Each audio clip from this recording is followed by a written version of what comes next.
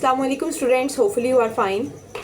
आज की इस वीडियो में मैं आप लोगों को बताऊंगी एलएलबी पार्ट 2 का जो इंग्लिश का पेपर है ना, वो पेपर में कैसा आएगा और वो पेपर आपको कैसे अटेम्प्ट करना होगा। ठीक है, फर्स्ट ऑफ ऑल आप पता है क्या, मैं ना इस टाइम आउट ऑफ कंट्री हूँ, सो इस वजह से मैं आप प्रॉपर वे में जो है वाइट बोर्ड वगैरह यूज़ नहीं कर रही। जो चीज़ें मेरे पास अवेलेबल हैं तो मैं उनसे आप लोगों को बता दूँ। ठीक है, सबसे पहले आप लोगों ने क्वेश्चंस वगैरह जो है अटेम्प्ट करने होंगे। क्वेश्चंस आप लोगों को ना 4 आएंगे। ठीक है, पता क्या, इस तरह की जो है ना यूनिवर्सिटी इस तरह की शीट्स देती है, आप लोगों ने इस तरह की शीट्स पे लिखना होता है सारा।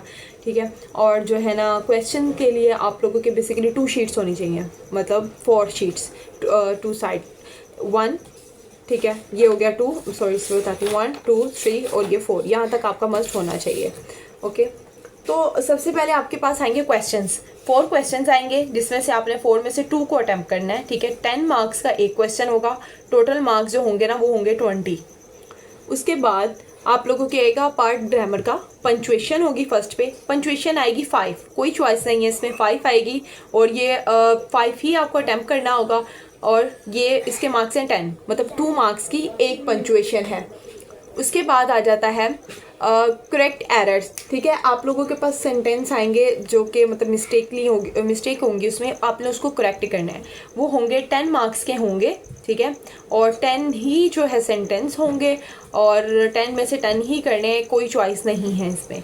उसके बाद पोर्शन आता है एक्टिव वॉइस और पैसिव वॉइस, सॉरी मतलब कि उसके बाद आता है वर्ड ट्रांजिटिव और वर्ब इंट्रांजिटिव का। उसमें आपको एक स्टेटमेंट दी गई होगी। ठीक है, स्टेटमेंट को आपने आइडेंटिफाई करना है, मतलब नीचे अंडरलाइन भी हुई होगी, उसको आपने आइडेंटिफाई करना है कि कौन सा जो सेंटेंस है, वर्ड है, वो वर्ब ट्रांजिटिव है और कौन सा इंट्रांजिटिव है। वो भी आपके पास 10 मार्क्स ही होंगे। ठीक है, और आपको 10 ही अटेम्प्ट करने होंगे उसमें। ठीक है, उसके बाद आते हैं कंडीशनल सेंटेंस। ठीक है, कंडीशनल सेंटेंस भी होते हैं ना, वो 10 मार्क्स के आएंगे और 10 में से आपको 10 ही अटेम्प्ट करने होंगे। टोटल मार्क्स 10 है इसके। ठीक है, और इसमें आप लोगों को ना जो है कंडीशनल सेंटेंस ऐसे दिए जा सकते हैं कि मतलब 2 फ्रेज होते हैं ना कंडीशनल सेंटेंस के। ठीक है, तो आपको जो है फर्स्ट क्लॉज दे दी गई होगी कोमा, और नेक्स्ट वाली आप लोगों ने खुद लिखनी होगी। या तो फिर ये इस तरीके से भी आ सकते हैं कि दोनों क्लॉजेज होंगी, लिखी हुई होंगी, लेकिन दरमियान में ना डैश डैश लगा देंगे कि आप लोग जो है वो वर्ड वगैरह को देख कर लगाएंगे कि कौन सी चीज़ कहाँ लगनी है, कहाँ थर्ड फॉर्म लगनी है, कहाँ फर्स्ट फॉर्म लगनी है, ETC ऑल।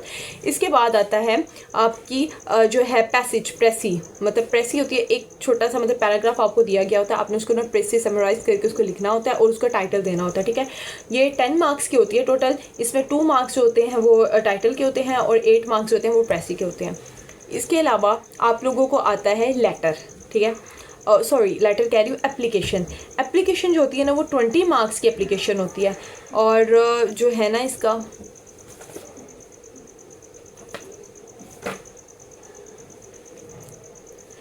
2 एप्लीकेशंस आएंगी, 2 में से आपने एक करनी है। ठीक है, चॉइसेस में 2 में से 1 करनी है और ये 20 मार्क्स की हो जाएगी। तो इस तरह से ये आपका ना 100 मार्क्स का पेपर होता है। ठीक है, और इसमें आप लोगों ने इसको अटैम्प्ट करना होता है। अब इसमें अगर मैं आप लोगों की सलाह दूँ तो वो ये है कि एक अच्छी एडवाइस के, अगर आप लोगों को ग्रामर का पार्ट बहुत अच्छा तरह आता है तो आप लोग सबसे पहले ग्रामर का पोर्शन जो है ना वो सॉल्व करेंगे। लेकिन अगर आपको ग्रामर में मिस्टेक होती है, अच्छी ग्रामर नहीं है आपकी, देन आप जो है ना ग्रामर का पोर्शन पेपर के अंदर मतलब सेंटर वगैरह में ही लिखेंगे।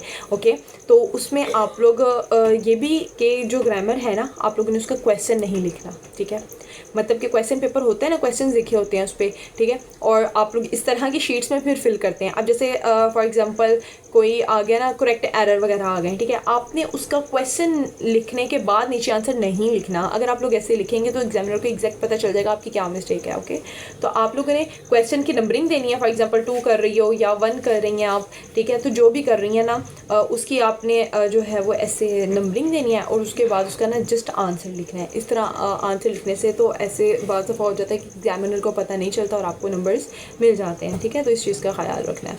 बाकी बेस्ट ऑफ लक आप लोगों के पेपर्स के लिए। एक्चुअली सॉरी कि मेरे पास चीज़ें नहीं थी, फिर भी मैंने ये बनाई है वीडियो इस तरह से। होप सो कि आप लोगों को समझ आ गई होगी। मैंने तो फुल कोशिश की है क्योंकि वर्ड वगैरह अवेलेबल नहीं था यहाँ पर, लेकिन स्टूडेंट्स के पेपर्स हैं और उन्होंने बोला था कि उनको वीडियोस चाहिए।